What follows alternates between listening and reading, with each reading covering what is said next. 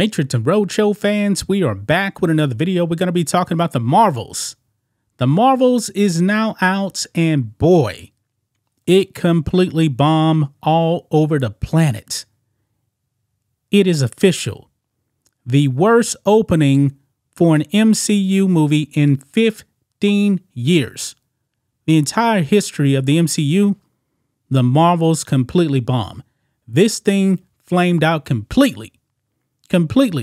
Now, Captain Marvel, when it came out, not too long ago, by the way, made over $1 billion. This movie will be lucky to even hit $300 million. They're on the path, guys, to probably lose something like $200 million on this movie. Check this out. Breitbart. Disney's The Marvels bomb all over planet Earth. Because it did.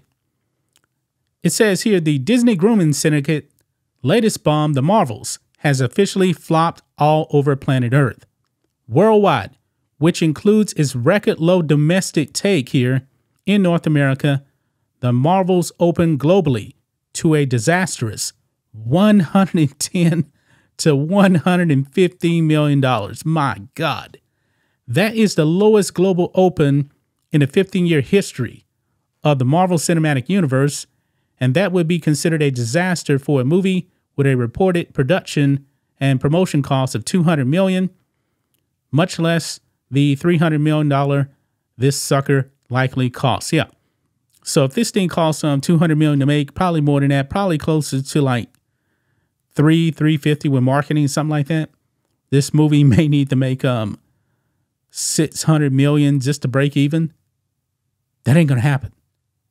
That is not going to happen, guys. It is a disaster. This movie was getting panned by the critics. It was already tracking to be extremely bad. Nobody was going to see this movie. And on Rotten Tomatoes, when that score first came out, because I did a video on my personal channel about it, the critic score is like 55, 58%. And then Rotten Tomatoes started doing its thing. And then they immediately pushed that thing up. And when the audience score came in, I said, something is going to be fishy if that thing hits 85 on the tomato meter. What happened? It actually hit 85. Yeah, the fits is in over there on Rotten Tomatoes. But still, this thing was so bad, guys, because this isn't the complete updated here with the international box office. But look here. $47 million domestic. You want to know how bad this is, guys? The flop that was The Flash actually made, I believe, $55 million. And The Flash only made $270 million worldwide. I don't think that the Marvels movie is going to make $270 probably. It's probably not. I mean, this thing is that much of a disaster. What if this thing only makes like 250? This thing is going to get pulled out of movie theaters, I believe, quick, fast, and in a hurry. But guys, just when you thought that Disney would actually probably take a look back and say, man, we probably shouldn't be having this woke stuff in movies. Maybe we should actually, slow down, get back to basics. Oh, no. No. Look at this now. As the Marvels bombs, Disney doubles down on pushing LGBT streaming shows. Yeah, they're not going to stop. The wokeness is here to stay. It's baked in, man, just like that inflation that's been going on. Yeah, it is baked in. Look here. The Walt Disney Company is rolling out more LGBT content as its latest superhero movie, The Marvels, crashed and burned at the box office on its opening weekend. Disney is currently promoting 2 high-profile gay and transgender themed streaming shows, my God, on its family-friendly Disney Plus service as well as Hulu. The Disney Plus drama series Culprits focuses on a gay domestic relationship between 2 men played by Nathan Stewart Jarrett and Kevin Vidal. The show focuses on Joe, whose past criminal life threatens to reemerge and disrupt the quiet suburban existence he has built with his male fiancée, Jules, who's played by Vidal. The series, which is streaming on Disney Plus in the UK and Hulu in the US, also stars drag queen comedian Eddie Izzard, who now apparently goes by the name Susie Eddie Izzard. My goodness. In December, Hulu is set to debut the new documentary, We Live Here in the Midwest, a look at gay, transgender, and non-binary families that live in small towns and cities throughout America's heartland. Man, they just don't get it, man. They just don't get it. They refuse to stop. They keep pushing this stuff, man. They keep pushing stuff that nobody wants to see, nobody wants to support. Nobody.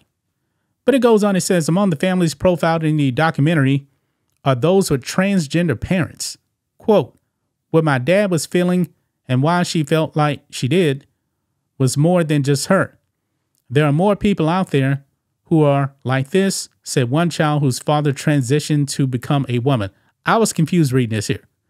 What my dad was feeling and why she felt like she did. Yeah.